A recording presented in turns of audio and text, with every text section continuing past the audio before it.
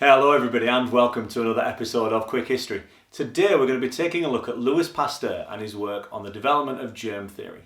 As always, there's a free handout in the description below, and make sure you click on subscribe if you'd like to see more GCSE history based revision content. Let's get into the details.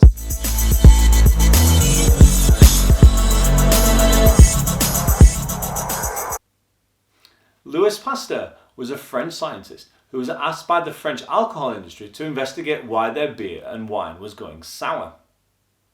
Previous scientists who had advised the alcohol industry had told them of their belief in the theory of spontaneous generation.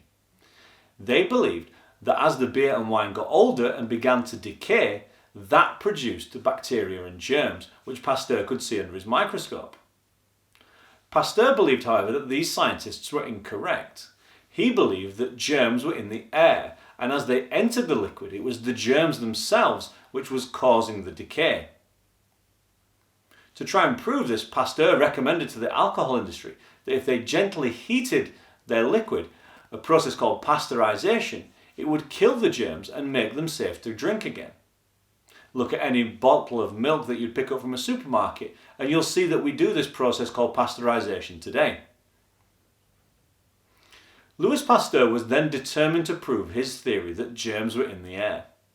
To do this, he visited the centre of Paris, which was dirty and overcrowded with people. Into the streets of Paris he took a sealed flask. When he was in the centre of Paris, he unsealed the flask and allowed air to rush in. He then promptly sealed it and took it back to his lab.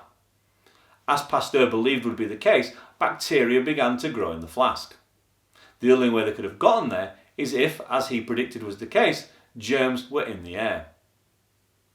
Pasteur repeated this experiment in the mountainous and much less populated areas of France. Whilst the result was the same and bacteria began to grow in the flask, the bacteria grew at a much lesser rate, which proved an important theory of Pasteur. One, yes, germs were in the air, but two, the dirty, overcrowded cities were much more likely to have germs in the air and have much more of those germs in the air than in the cleaner areas in the mountain regions. This discovery was to have an important effect on Europe for the next 150 years as governments around the continent decided to improve the public health and the living conditions and working conditions of people inside the towns. Pasteur had proven that germs were in the air, and as a result of this, governments needed to take action to protect the people who were living there. Join me in the next video when we're going to be taking a look at Pasteur again, but this time his work on vaccination. I'll see you there.